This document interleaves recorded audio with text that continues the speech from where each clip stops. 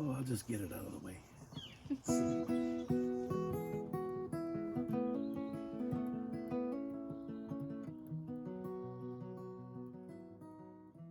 Um, and I started out doing things on the parallel bars, which weren't really my um, apparatus because I didn't have enough leg control. So I would tie my feet together, tie my ankles together, and my braces would hold my legs straight, but I couldn't control where they would go. So I would go swinging around and come crashing down with my foot into one of the bars sometimes, and then I had purple toes for months.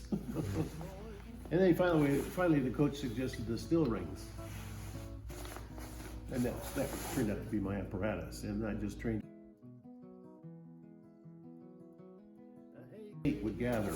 So the first meet of the year is a state meet where all the schools in the state meet. Redundant. It was in Denver. So we went up to this meet, and no one knew how we were going to do. No one knew how I was going to do. My mom was so nervous she didn't even go. And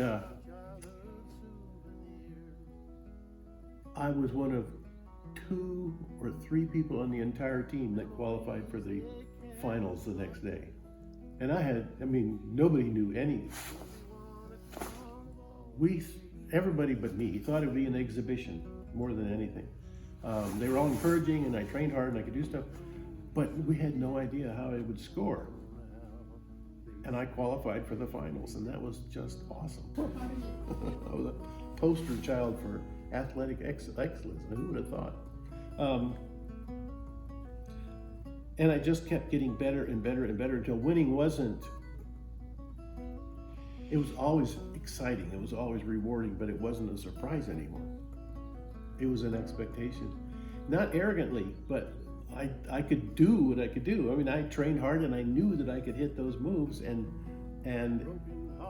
it was sort of up to the judges to score me, and some scored me differently because I couldn't point my toes appropriately because my ankles were locked, and I couldn't do a full dismount where you flip off. I had to be caught, and that automatically cost me a full point. That's the classic 10-point system. It's actually 100 because each point is divided into 10. So I would score in the 8s often, which was good in high school. But if you'd added a point, I would have been scoring in the 9s and sometimes in the high 9s, and no one else was doing that. So I had to score. They were on a 10-point scale and I was on a 9-point scale. And I had to do better on my 9-point scale than they did on their 10-point scale to beat them. And I was still beating them. Because there's so many things. I also took up wheelchair sports, road racing and so forth. I won the California International Marathon in 91 or 2. I won the Sacramento Marathon 8 times. I won 10Ks all over the place. I went to Boston, did the Boston Marathon, and finished 13th, which was not bad. Or they would bring in local craftspeople. But there was a core group of professional artisans, show people and craft people and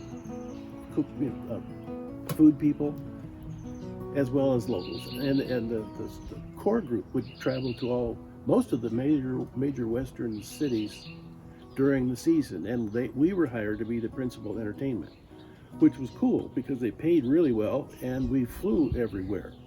And I was practicing law at the time, so I would every Friday I would close my practice for a day, fly to wherever, and then play my heart out for 2.5 or 3 days depending, and then fly home. And then go back to law, and that was cool. I was actually late. I guess I arrived in time to perform, but I was late because I had a trial, and I was in trial on a Friday, which was fairly rare. They usually tried not to have trials then, but I was in one, and so I got to the end of it, and then I had to jump in my car and drive through those horrific rainstorms. This was in San Francisco. The windshield flap as hard as I can, you can't see anything. Anyway, I got there just in time to get on stage. That was good. But most of the time we flew, we were limoed around. That was exciting. It's like the movies.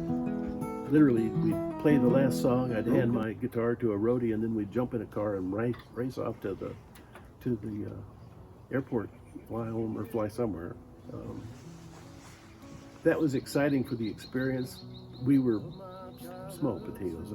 I don't want to make it sound like it was it was great fun, but we were not like the Beatles for God's sake.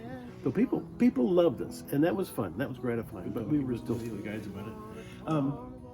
We played with a band. I think I told you this, but anyway, a legendary band called the Kingston Trio. They were everything in the 50s and early 60s, maybe, well, 50s and 60s even. They were huge. I mean, huge. They weren't Beatles. Well, in the folk world, they were. Everybody knew the Kingston Trio, and they had #1 hits on Top 40 radio. We played with them in Sacramento, and we opened for them, and that was exciting. The Kingston Trio, my God, we're opening with Kingston Trio. And I sang a slow song, a ballad, just a ballad, and got a standing ovation. Hometown crowd, of course, but a standing ovation. My God, I still remember. I still get chills around the ground transportation around the airport. They broke that all the time, and sometimes they just drive by you. I mean, they're supposed to pick you up. Sometimes they just look at you and drive by. They didn't want to be dealing. They didn't want to fool with the lifts because they broke so often. So when they picked me up, got to the terminal, and it wouldn't let me out. And I was more able then, and so I was able to literally climb out of the bus, like monkey bars. And when I got back, I was so pissed. I was talking to my boss, and he said, "Well, why don't you file a complaint?" So I did, and then they assigned me a lawyer. They signed another lawyer to work for me, and I was working as a lawyer too. And we didn't. I don't know if we ever filed suit, but we approached them, the Sacramento Airport Authority, let them know we were going to sue them unless they got their shit together. And they were actually very willing to work with us because they didn't have a leg to stand on, and they would not have won, and it would look really bad to have the Attorney General going in. So they worked with us and eventually started buying these low floor buses that had just ramps that came out. Not these elaborate lifts, all sorts of stuff. And so people started telling me, I rode one of your buses today. Didn't I tell you that? So I became the father of the